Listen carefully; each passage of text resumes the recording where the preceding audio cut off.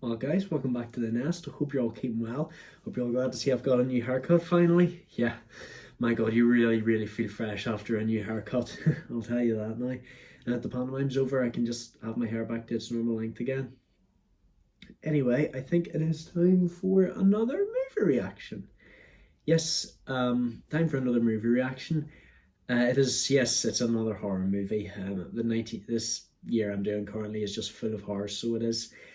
The movie we are doing tonight is Dawn of the Dead. I gotta say, I wasn't expecting this to be funny. So that, like, I know it's a horror movie, but I mean, there were moments in it where I just couldn't stop laughing. Honestly, it was fucking hilarious. I do know it's like a satirical take on consumerism, if you know what I mean. The thing I want to know about this movie is, where does the outbreak come from? I knew it was a plague, but where does the plague come from? Was it in like a laboratory and then it accidentally got leaked out into the public? I guess we never can tell. I think the best thing is just never knowing. This movie was directed by George A. Romero. I do know 10 years prior he did direct another zombie movie called Night of the Living Dead. I don't know why I never really got around to watching it. Apparently it's brilliant. But this is not a sequel. It's kind of like in a series, but it's not a sequel, if that makes sense.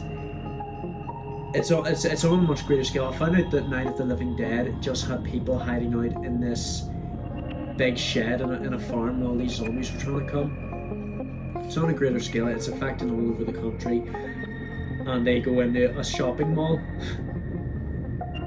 Yeah, I guess that's the go-to place for a zombie apocalypse. I definitely would. So four main characters: Roger, Peter, and the couple. Stephen and Franny. Yeah, Fran. That's her name. It's a lovely name. Basically, the government has done absolutely nothing to stop this outbreak. But then again, what can they do? All they can do is just send out the army, pretty much. Another thing I really enjoy is seeing that you can tell who's a zombie and who isn't a zombie. You see people with their blue faces, and they can't even speak. I tell you what, I'm actually going to give out my best zombie impression.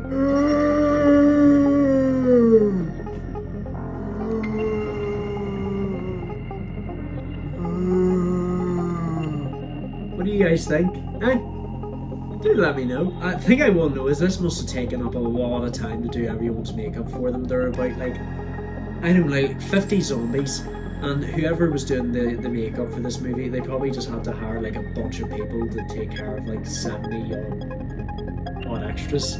I just love the brutality of this movie as well, especially the part where someone is being eaten alive and they just get their intestines ripped out of them.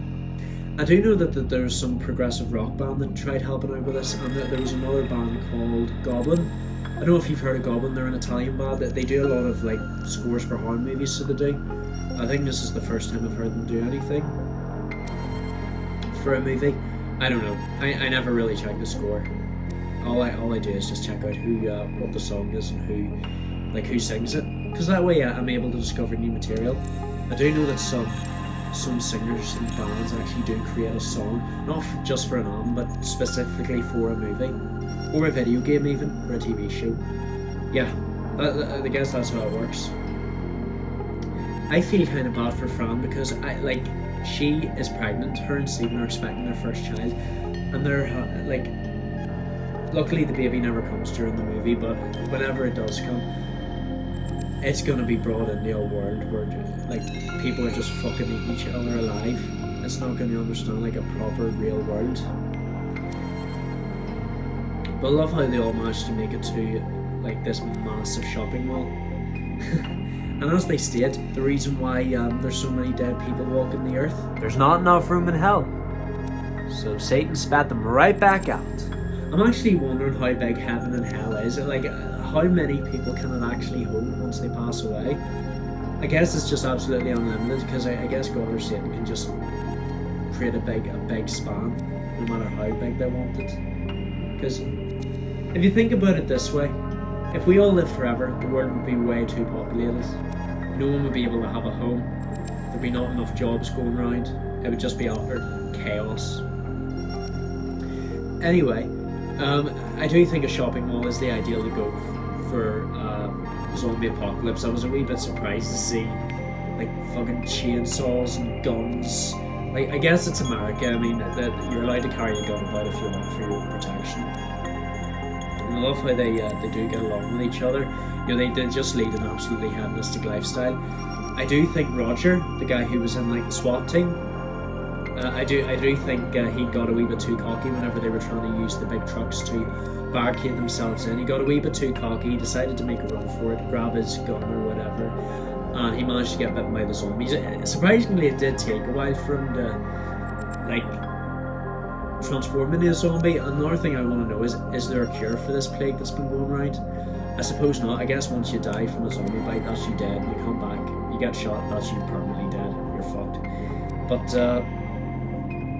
I do think he would have survived, and they would have stood a chance if he hadn't got too cocky with this next obstacle they've got. So they don't hear any more from all these like emergency warnings. I think that shows that the government's basically collapsed. Like, the zombies have broken into the White House, they've eaten the president, and it's just hit the fan basically.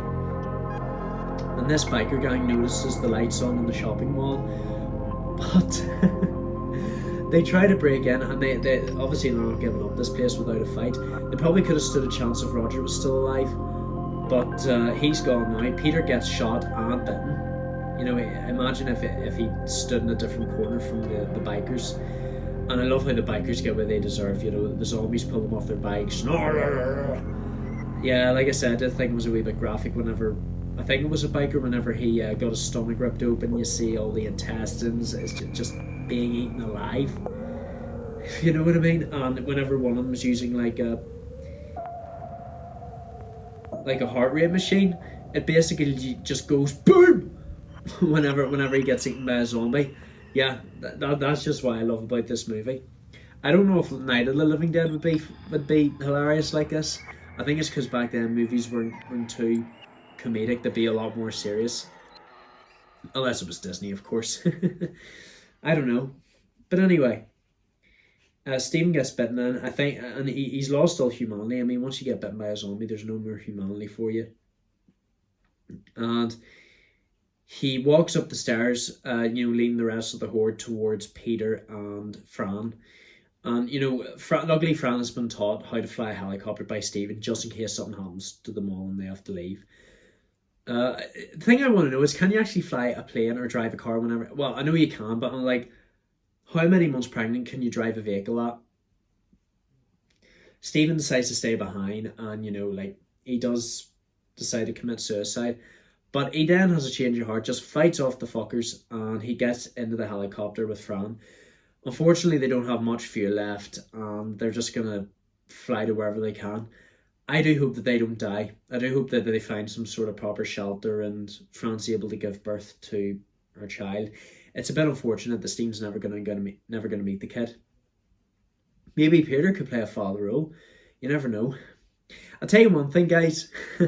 Because my brother on my dad's side, he is very big into his video games, and he loves playing all these zombie apocalypse games. My dad has joked around that he's the one to go to on advice for having for survival when you're in a zombie apocalypse. The thing I want to know is, like, whenever you run out of food inside a shopping mall, how are you going to survive? Well, I know there's plenty to eat, but what about whenever you run out of food? There's nowhere in the world, no factories are going to be open. They're just going to have to use whatever people are still alive when the apocalypse ends, if that makes sense. The thing I want to know is, does it just take place in the United States, this movie, the zombie apocalypse, or does it take place like worldwide? I don't know. I guess it can often happen. Just imagine you see a big news broadcast of just how many people are being tormented by zombies being eaten alive. You never know. But anyway, thank you so much for watching, you guys. I think I'll leave it here. The next movie is another horror movie. It's not quite a big one. I have seen a lot of people watching it. I will say it was a last minute thing, but I hope you guys enjoy it nonetheless.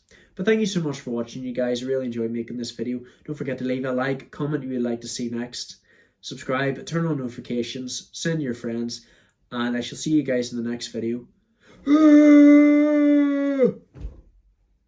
Love you all to death.